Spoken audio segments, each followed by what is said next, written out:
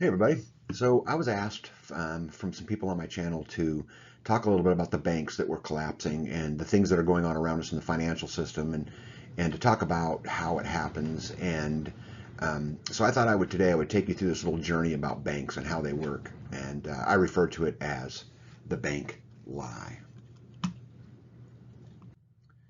So in the news lately, I know that you guys know this, but Silicon Valley Bank, Signature Bank, and Silvergate Bank are the recent collapses, that have happened recently, and it's been, all over the news. But for today's sake, I thought I would show you a little bit about how banks work and what fractional reserves are, because this is really the fundamental piece why you, the consumer, and me, the consumer, are going to get hosed in the end. And so the fractional reserve banking process creates money. And so this is really, really, really important that you remember those words, that it actually creates money, because I know you've been told in the past that the Federal Reserve creates money, right? Well, it does, but so does the fractional reserve banking process. And so this money is inserted into the economy. And so I'm going to give you a few different examples to really try to make it simple and make everybody understand how it works. So when you deposit, let's say $2,000 into a bank account at your local bank, the bank can loan, depending upon the law and the time, right, but can loan a percentage of that out to its customers, right? And so it does this whether it's, the thousands of customers a bank has, that money that comes in, then they go and they take that money or a percentage of that money and they loan it out to the others. The money that they keep, that they don't loan out, right, is what's called the reserve. And this is your reserve, and this is what protects your bank account. So let's talk a little bit about fractional history real quick. And so the National Bank Act of 1863 required the banks keep 25% reserve. So that basically means that if you put $1,000 in the bank, they had to keep $250 of that in the bank to protect your assets and to protect your bank account. Well, then the Federal Reserve was created in 1913, and then that number moved from 7%, between 7% and 13%, really just depending on what type of account it was. In the 1950s and even into the 60s, that number hovered between 8 and 10%, again, depending upon what type of account. And guys, if you dig into the history of this, you'll find that there were some accounts, that would require a little more or a little less, but this is a general rule. It was 8 to 10%. But something really amazing happened in March 26th of 2020, and you probably don't even remember this happening, but they moved the reserve to zero. So what this basically means to you and how this relates to you is they don't have to keep any of your money. So you put $1,000 in the bank, they can loan out all 1,000, right? And so what happens then, when you want your money? And I think it's also interesting that all of this news happened on March 26th of 2020. Can anybody else remember what was going on at that time? I'm having a real hard time remembering. But it was interesting as I was going through, researching and getting all the digits and stuff for this video. I couldn't find almost any articles that pointed to them removing the fractional reserve down to zero. It was buried way deep. Everything was COVID this and COVID that. But that's for another video. So let me take you through some examples, right? So here's an example of how the fractional reserve system, which is what your bank uses, right, works. So let's say you deposit $1,000 in a bank account. And so now the assets of the bank, or the system of the bank, has $1,000. Follow me so far? Okay.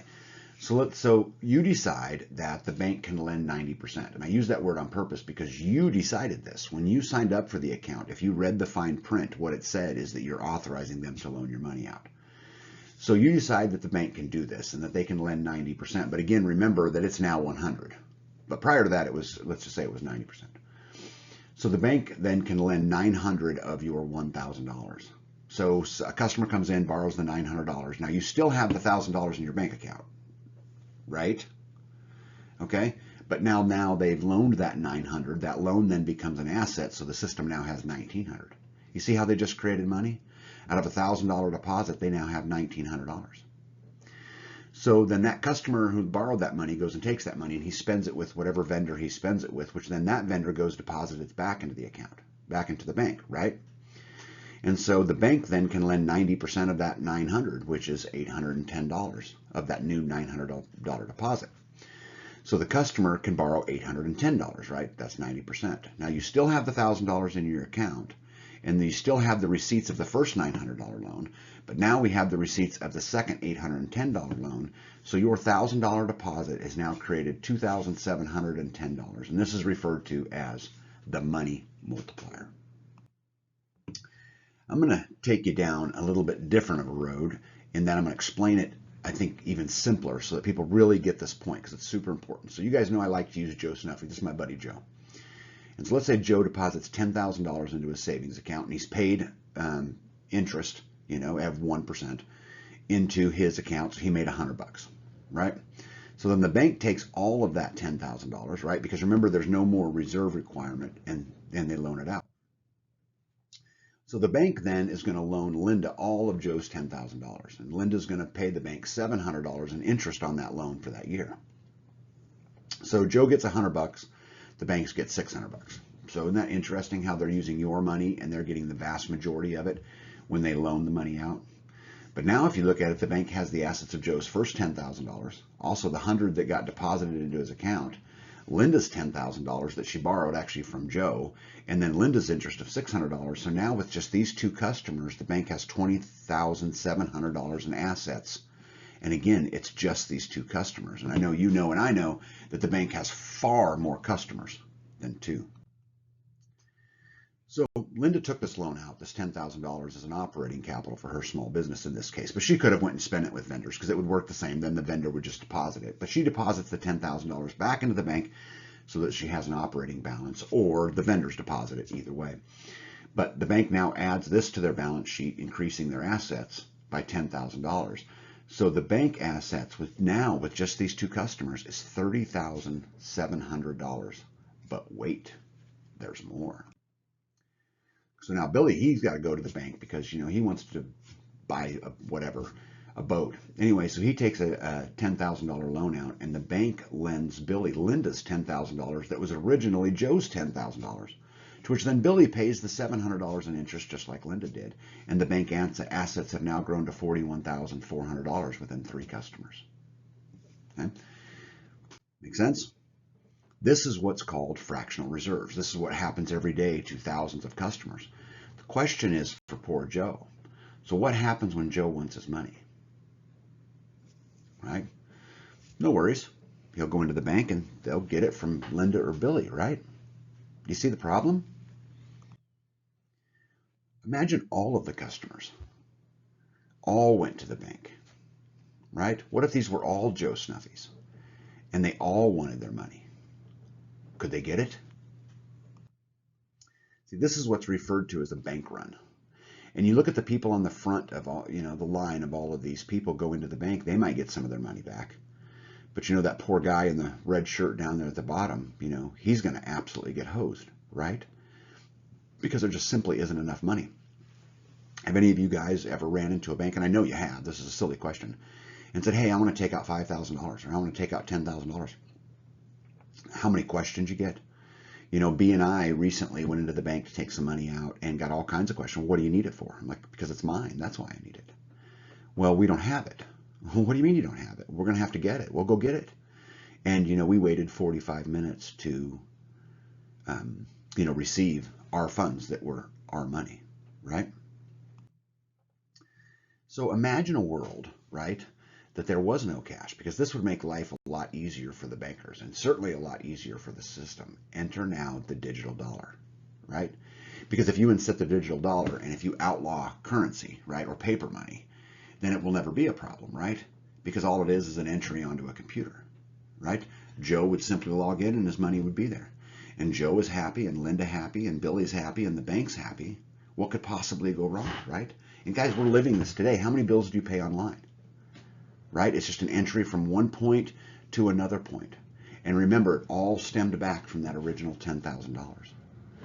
I tell you guys all the time that money's the land of make-believe, right? When you couple this with the way they tax us, with all of those things, and again, that's for another video, but it truly is the land of make-believe.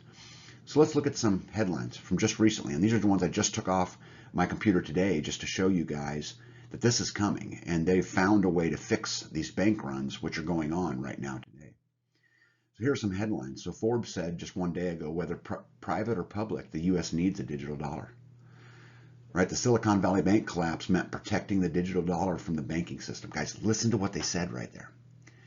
SVB collapse meant protecting a digital dollar from the banking system. Do you guys remember when Richard Nixon said that he was removing the United States off the gold standard to protect it from the speculators? They're telling you guys, here's the playbook. It's right here in front of us.